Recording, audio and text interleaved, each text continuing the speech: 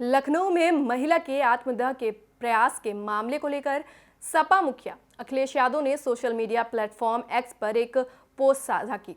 आपने शेयर किया। पोस्ट में अखिलेश ने राज्य सरकार पर निशाना साधा है और महिला सुरक्षा को लेकर सवाल खड़े किए हैं। वहीं प्रदेश में महिला सुरक्षा और अखिलेश यादव के लगाए गए आरोपों पर लोगों की क्या राय है, इसके लिए हमारे संवाददाताओं ने प्रदेश के अलग अलग इलाकों में लोगों से बातचीत की है। समाजवादी पार्टी के राष्ट्रीय अध्यक्ष अखिलेश यादव के ट्वीट के बाद सियासत गर्मा गई है। प्रयागराज में हम समझने की कोशिश करेंगे महिलाओं से कि जिस तरीके से उन्होंने आरोप लगाया है ट्वीट करके कि जो महिलाएं हैं वो मोदी राज में और योगी राज में सुरक्षित नहीं है, ये बात कहां तक सही है और कहां तक गलत है, ये हम जानेंगे प्रयागराज में महिलाओं से। आइए समझते हैं। और अखिलेश यादव जी ने इस चुनाव में जो प्रदर्शन किए हैं वो काबिले तारीफ है, लेकिन हम महिला बीइंग अ विमेन, मैं ये कहूंगी बीइंग अ विमेन एंटरप्रेन्योर, मैं ये कहूंगी कि मैं रात को 1-1 बजे अकेले अपने घर जाती हूँ, तो मुझे नहीं लगता कि योगी सरकार में महिलाएं कहीं भी असुरक्षित है। आज से पूर्व इतनी सुरक्षित कभी थी ही नहीं स्त्रियां। आज जितनी बेखौफ होकर के वो घर से निकल सकती हैं, इससे पूर्व में ऐसा नहीं था। इसके पूर्व में तो लड़के हैं, लड़कों से गलतियां हो जाती थी, लेकिन आज अगर किसी लड़के ने गलती करी है तो उसको सज़ा भी मिलेगी, उसका खामियाजा भी उठाना पड़ेगा। कानून व्यवस्था पहले से काफ़ी सशक्त है। स्त्रियां, महिलाएं स्वयं को सुरक्षित ही नहीं सशक्त भी महसूस करती हैं आज योगी जी के शासन में। नहीं, मैं तो यही कहूंगी कि भी उनकी इस राज में सब महिलाएं सुरक्षित हैं। चाहे वो आधी रात को भी अगर कहीं से आ रही हैं तो उन्हें कोई दिक्कत नहीं होती है, जैसे पहले हुआ करता था कि 9 बजे के बाद कोई भी महिला कोई ऐसी सन्नाटी रोड पे निकल नहीं सकती थी, डर एक होता था।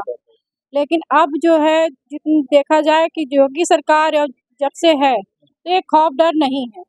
सर, जिस तरह से हम लोग आज देखा कि अखिलेश जी ने ट्वीट किया है कि बीजेपी की सरकार में महिलाएं असुरक्षित हैं, उनका क्या उद्देश्य है मुझे नहीं पता, पर मुझे ये महसूस होता है कि मैं एक 20 साल की बेटी की माँ हूँ और वो मेरी बेटी अभी बाहर एजुकेशन के लिए जा रही है और मुझे ऐसा फील हो रहा है कि वो बहुत सुरक्षित है, जो चीज़ हम लोगों के समय में नहीं थी। आज से 20 साल पहले, 25 साल पहले, अब जो है हमें लगता है कि महिलाओं के लिए बहुत अच्छा काम कर रही है योगी सरकार और नरेंद्र मोदी भी बहुत ज़्यादा मतलब कि एक्टिव हैं। बेटी बचाओ बेटी पढ़ाओ अभियान में जिस तरह से वो कर रहे हैं, मुझे तो लगता है कि हम लोग बहुत ही ज़्यादा सुरक्षित हैं पहले से। किसी का चाल चलन अगर गलत हो तो कभी आदमी बिगड़ जाता है। तो हमारा कहने मतलब है, मुख्यमंत्री हमारे देश के प्रदेश के रक्षक हैं और अपना धर्म का निर्वाह कर रहे हैं, और हमारे समाज के लोग अगर जनता को या स्त्री को या महिला को अगर लोगों को समझा बुझा कर रखेंगे तो सब सुरक्षित रहेंगे।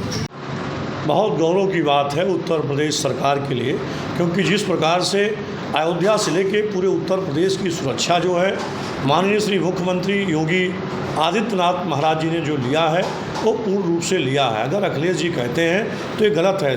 महिलाएं सुरक्षित क्यों नहीं है? जिस प्रकार से उन्होंने जिम्मा लिया है शासन प्रशासन ने, अभी भदरसा कांड का आप देख लीजिए, अभी एक ही जो है दुष्टों ने जो है बलात्कारियों ने बलात्कार किया है और उनके ऊपर सख्त से सख्त कार्रवाई की आदेश माननीय मुख्यमंत्री जी ने किया है और उनके घरों पे बुलडोजर चला लिया है। उनको जहां तक हो सकेगा फांसी का भी सज़ा सुनाया जाएगा। तो कैसे कह रहे हैं कि महिलाएं सुरक्षित नहीं हैं?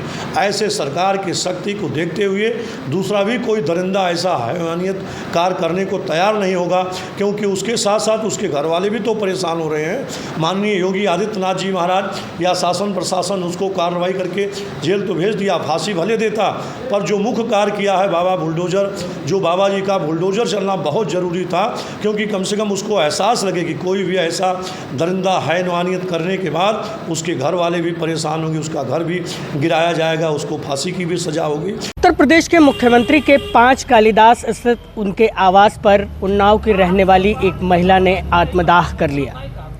आत्मदाह के प्रयास में वो झुलस गई है, जिसका इलाज केजीएमयू में चल रहा है। इसके बाद सूबे के पूर्व मुख्यमंत्री और समाजवादी पार्टी के सुप्रीमो अखिलेश यादव ने अपना ट्विटर पे एक पोस्ट डालते हुए इस कांड के जरिए जो है उत्तर प्रदेश सरकार को घेरने का काम किया है। हमने बलरामपुर ज़िले के तमाम लोगों से बात की और उसमें हमने ये जानने की कोशिश की कि प्रेजेंट टाइम में महिलाओं की स्थिति क्या है। आप पहले इन लोगों के बयानों को सुनिए और समझिए कि किस तरह से उत्तर प्रदेश की महिलाओं की स्थिति के बारे में बलरामपुर की जनता बात कर रही है। कार्रवाइयाँ हो रही हैं, लेकिन थोड़ा सा पुलिस विभाग को और थोड़ा सा कसा जाए शिकंजा। सरकार की तरफ से सरकार सराहनीय कार्य कर रही है। जैसा कि लोग बता रहे हैं, महिला डेस्क की स्थापना की गई है, ये अच्छी पहल है और बहुत अच्छी पहल है। तो मेरा कथन यही है कि थोड़ा सा पुलिस प्रशासन को टाइट किया कि अगर महिलाएं जाती है तो उसको थोड़ा सा गौर करके ध्यान दे करके उसके एप्लीकेशन को थोड़ा सा अलग से तवज्जो दिया जाए और जो है उस पर ध्यान केंद्रित करें। ये घटना याद ही है। दिल्ली में कितने दिनों तक हमारी जो है रेसलर्स तमाम जो है देश की मेडल प्राप्त करने वाली, दुनिया से मेडल लाने वाली महिलाएं किस तरीके से इस सरकार से न्याय मांगती रहेगी, लेकिन इस सरकार के कान पर जू नहीं रहेगा। तो आखिर ये महिलाओं के लिए कौन सा सम्मान कर रहे हैं? ना तो महिलाओं के लिए इन्होंने खेल में कोई अलग से प्रावधान कर रखा है, ना तो उनको कोई अलग से इंसेंटिव देने का, पुरस्कार देने की कोई योजना कर रखी है जिससे महिलाओं का प्रोत्साहन हो। हर क्षेत्र में जब तक आप महिलाओं को प्रोत्साहित करके आगे बढ़ाने का काम नहीं करेंगे, आप बताइए उनके ऊपर उत्पीड़न होगा, उनके साथ तमाम इस तरीके से बलात्कार और छेड़छाड़ की घटनाएं होने के बाद उनको न्याय नहीं मिलेगा, तो वो सरकार से क्या उम्मीद की जा सकती है?